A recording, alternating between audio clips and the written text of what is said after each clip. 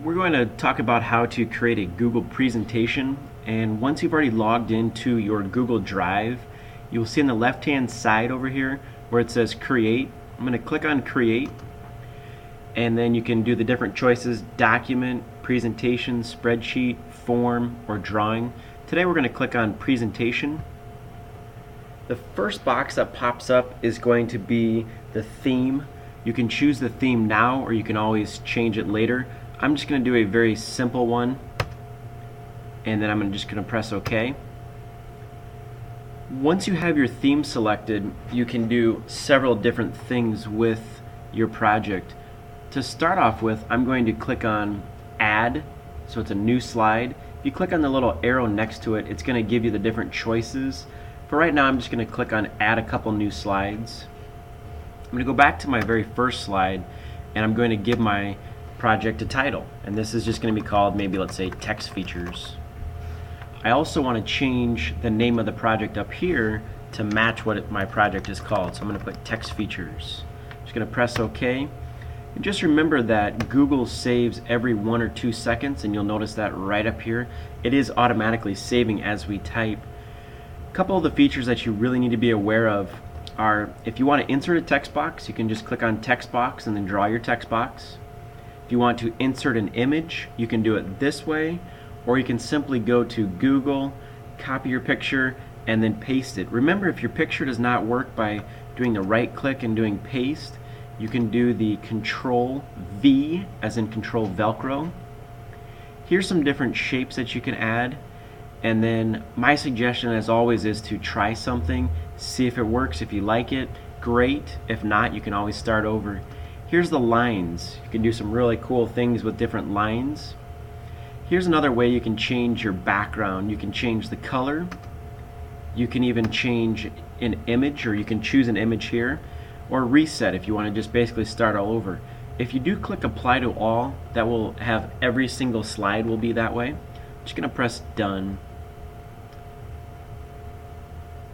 Something else you can do is you can change the layout. If you don't like the title and you want it to be maybe title only, you can simply click title only. I'm going to go back to the regular title one. Theme. If you chose a theme that you didn't like, you can change that right here. Transition. These are the deals that are going to take you from one slide to the next slide, or from inserting one word to the next word. You can kind of play around with that over here. Fade or slide or cube. There's some really fun features to add. Up here on a table, if you want to insert a table, you can simply do that, and you can make the table a lot bigger than this. It can go down pretty much as far and as long as and big of a table as you can need or can imagine. Here's some tools: research, arrange. This is going to be based off if you have a picture on there or if you want to move the words around. Formatting. You can also do, let's say if we're typing in by, I'm going to put my name on here, then I can click on format. I can do the bold, I can italicize the word, I can underline something if it's really important, I can strike through it if I don't need it. Also, paragraph styles, you can increase the indent, you can decrease it.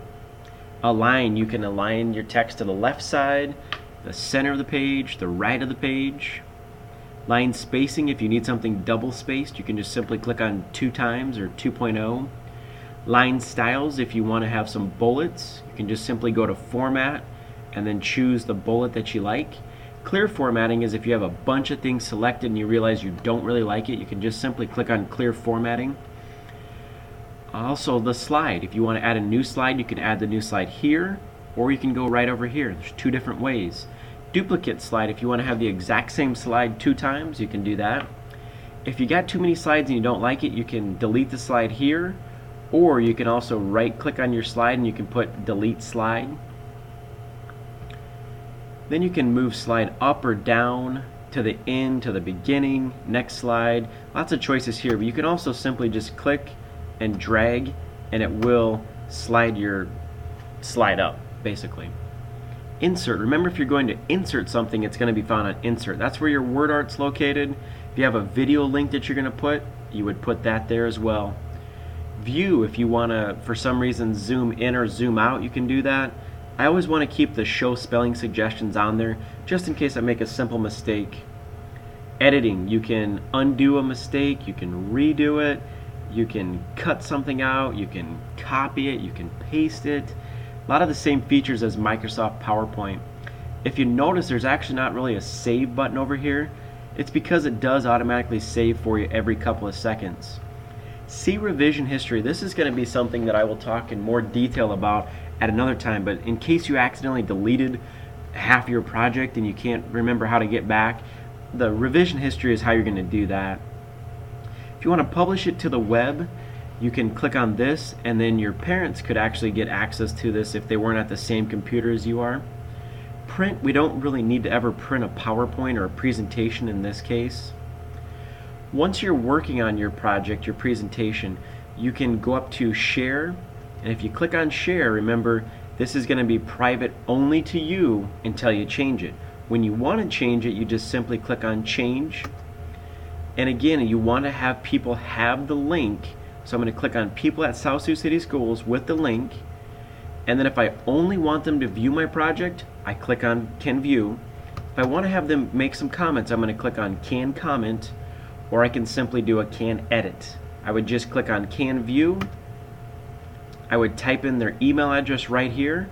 I would click done. They will receive an email in their Gmail account, and also on their Shared With Me drive, they'll see your presentation. That way you can really collaborate with your peers. Thank you very much.